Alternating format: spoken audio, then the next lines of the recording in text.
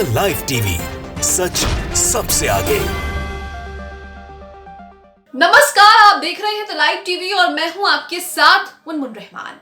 Hamas Israel का क्या हाल कर रहा है ये तो आप देख ही रहे हैं। अपने दुश्मनों को हमास किस तरह से मुंह तोड़ जवाब दे रहा है, इसकी तस्वीरें भी आपको देखने को मिल जाएंगी। लेकिन अब आपको दिखाते हैं कि हमास दुश्मन के हेलीकॉप्टर का क्या हाल कर रहा है। हमास ने इजरायली हेलीकॉप्टर को मार गिराया है, जिसके बाद हेलीकॉप्टर के पास आपको राख ही राख दिखाई देगी। हेलीकॉप्टर पूरी तरह से नष्ट हो चुका है, बर्बाद हो चुका है। आप सोचिए कि हमास इजराइल के सैनिकों का तो सफाया कर ही रहा है, लेकिन डेली जो है इजराइल का कितने करोड़ और कितने मिलियन डॉलर्स का नुकसान भी हो रहा है, क्योंकि उसके जो टैंक हैं, एक बिलियन डॉलर के जो टैंक हैं, मिलियन डॉलर के टैंक हैं, वो नष्ट हो रहे हैं। और एक दिन में एक टैंक नहीं, बल्कि एक दिन में कम से कम 5 से 7 या कभी कभी 10 से 15 टैंक जो है वो नष्ट कर दिए जाते हैं। इसी के साथ उसके सैनिक भी लगातार ढेर हो रहे हैं। वहीं उसके वाहनों को, इजरायली सैन्य वाहनों को भी हमास के लड़ाके निशाना बनाकर उसे भी नष्ट कर रहे हैं और अब हेलीकॉप्टर को भी मार गिराया है। तो सोचिए कि कितना नुकसान जो है इजराइल को उठाना पड़ रहा है। यही वजह है कि कहा जा रहा है कि इजराइल की अर्थव्यवस्था में एक बड़ी गिरावट दर्ज की जा सकती है अगर ऐसे ही इजराइल युद्ध में जो है वो पानी की तरह पैसे बहाता रहा। तो यहाँ पर जो अपडेट्स आ रही है वो अपडेट्स आपके साथ शेयर कर रहे हैं। आप अपनी स्क्रीन पर साइलेंट सर्स नाम का ये ट्वीट देख रहे हैं। इस ट्विटर हैंडल पर हमास इजराइल से जुड़ी तमाम खबरें आपको मिल जाएंगी, तमाम अपडेट्स आपको मिल जाएंगी। तो यहां पर इन्होंने एक तस्वीर शेयर की है और यहां पर बताया है कि गाजा पट्टी से अपडेट आ रही है।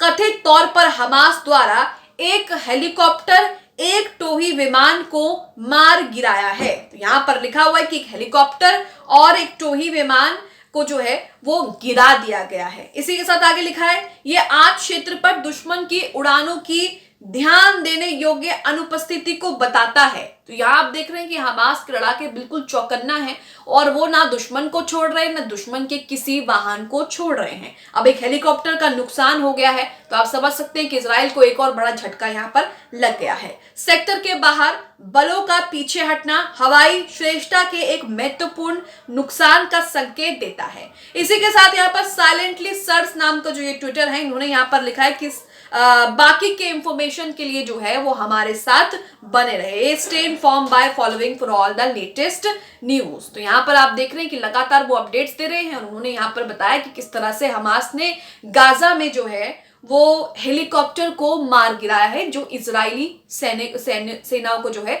हेलीकॉप्टर था। यहाँ तस्वीरें आपके सामने हैं कि जमीन पर किसको कितना नुकसान हो रहा है। इसी के साथ साइलेंटली सर ने यहाँ पर क्या कुछ तस्वीरें शेयर की हैं, क्या और अपडेट शेयर की हैं, वो देख लेते हैं। यहाँ देखिए इन्होंने यहाँ पर एक और अपडेट शेयर की है और लिखा है कि इजराइल ने गाजा में जो इजराइल तबाही मचा रहा है वो सब तो हम देख ही रहे हैं। लगातार बच्चों की मौत हो रही है, लगातार लोगों के घर जो हैं वो तबाह कर दिए जा रहे हैं। पूरा का पूरा मोहल्ला तबाह कर दिया है इजराइल ने गाजा में। और उसके बाद इजराइल लगातार मस्जिद और जो चर्च हैं, हॉस्पिटल, स्कूल, इनको भी निशाना बना रही है। और इजराइल ने गाजा में दुनिया के एक सबसे पुराने चर्च को भी तबाह कर दिया है। इजराइल ने गाजा में सेंट पोरफोरियस ऑर्थोडॉक्स चर्च को बर्बाद कर दिया है, ध्वस्त कर दिया है, जो दुनिया के सबसे पुराने चर्चों में से एक है, जो 1616 साल पुराना है। एक अमूल्य ऐतिहासिक और धार्मिक विरासत जो है उसे इजराइल ने जो है गाजा में नष्ट कर दी है। वहीं आप धार्मिक विरासत की बात कर रहे हैं, यहाँ पर तो लोगों की जानें जा रही हैं। लोगों को लगातार इजराइल जो है वो मार रहा है, लगातार उन पर हमले कर रहा है। कहा जा रहा है कि 6-7 दिन के बाद 6-7 दिन का जो समझौता दोनों के बीच हुआ और उस समझौते के बाद जो दोबारा जंग शुरू हुई है वो और भी ज्यादा भयावह नजर आ रही है। और अगर ये जंग ऐसे ही चलती रही तो मिडिल ईस्ट के दूसरे देश भी इस जंग की चपेट में आएंगे और अमेरिका पर भी आगे जाकर हमले हो सकते हैं। तो यहाँ कई तरह की तस्वीरें आ रही हैं। वहीं आपको बता दें कि अमेरिका लगातार इजराइल को आईना दिखा रहा है। अमेरिका जो इजराइल का समर्थन करते, इजराइल की वाहवाही करते, इजराइल को क्लीन चिट देते नहीं थक रहा था, अब वो अमेरिका अपने दोस्त इजराइल को किस तरह से एक के बाद एक झटके दे रहा है ये आपको बताते हैं। आप अपनी स्क्रीन पर नवभारत टाइम्स का ये आर्टिकल देख रहे हैं जिसमें बताया गया कि अमेरिका ने दिया दोस्त इजराइल को तगड़ा झटका। दरअसल अमेरिका ने यहां पर क्या किया है, अमेरिका ने वेस्ट बैंक के कट्टर यहूदियों पर वीजा बैन का ऐलान कर दिया है। वेस्ट बैंक के कट्टर यहूदियों के वीजा को जो है अमेरिका ने बैन कर दिया है। अब इसको झटका जो है वो माना जा रहा है, क्योंकि अमेरिका तो यहूदियों का कट्टर समर्थक रहा है और अब अमेरिका का कहना है कि वेस्ट बैंक के कट्टर यहूदियों पर जो है हम वीजा पर उनके बैन लगा रहे हैं। आगे देखिए लिखा है, अमेरिका ने अपने सबसे मजबूत सहयोगियों में से एक इजराइल को झटका देते हुए वेस्ट बैंक हिंसा मामले में सख्त कदम उठा लिया है। कदम क्या है आप जानते हैं, अमेरिका ने वेस्ट बैंक में फिलिस्तीनियों पर हमलों के आरोपों का सामना कर रहे कट्टरपंथी यहूदियों पर वीजा बैन लगाने का ऐलान कर दिया है। अमेरिकी अधिकारियों ने कहा है कि मंगलवार से इजराइल के कब्जे वाले वेस्ट बैंक में हिंसा में शामिल लोगों पर वीजा प्रतिबंध लगाना शुरू कर दिया है। तो यहां पर हम देख रहे हैं कि वेस्ट बैंक में भी लगातार इजराइल जो है वो फिलिस्तीनियों को निशाना बना रहा है। हालांकि वहां पर भी प्रतिरोध बल इजरायली सैनिकों को मुंहतोड़ जवाब दे रहे हैं और लगातार पीछे खदेड़ रहे हैं। अमेरिका ने इजराइल से हिंसा रोकने के लिए ज्यादा कोशिश करने को कहा था और इसके लिए चेतावनी भी दी थी। अब अमेरिका ने इसमें एक कदम आगे बढ़ाते हुए वीजा बैन का फैसला लिया है। तो अमेरिका जो है वो शुरू से ही दोनों के बीच मध्यस्थता कराने को लेकर जोर दे रहा है। हालांकि हम दूसरी तरफ ये भी देख रहे हैं कि अमेरिका ही इजराइल को मदद भी दे रहा है, इजराइल को करोड़ों रुपए भी दे रहा है और इजराइल को सैन्य ताकत, गोला बारूद, सारी चीजें जो है उसे मुहैया करा रहा है। लेकिन अब अमेरिका की जिस तरह से भूमिका बढ़ रही है इस युद्ध में, उसे देखकर कहीं ना कहीं अमेरिका भी खुद को बचाना चाहता है। और अगर जैसे जैसे अमेरिका उसका साथ दे रहा है, दुनिया देख ही रही है और साथ ही जो गाजा के समर्थक देश हैं, जो गाजा का समर्थन कर रहे हैं, वो भी देख रहे हैं कि अमेरिका किस तरह से इजराइल को पीछे से मदद कर रहा है। तो अब यहाँ पर अमेरिका जो है इजराइल को साफ साफ कह रहा है कि दोनों ओर से जो है वो मध्यस्थता की जाए, युद्ध पर विराम लगाया जाए। हालांकि 7 दिनों के लिए समझौता भी हुआ,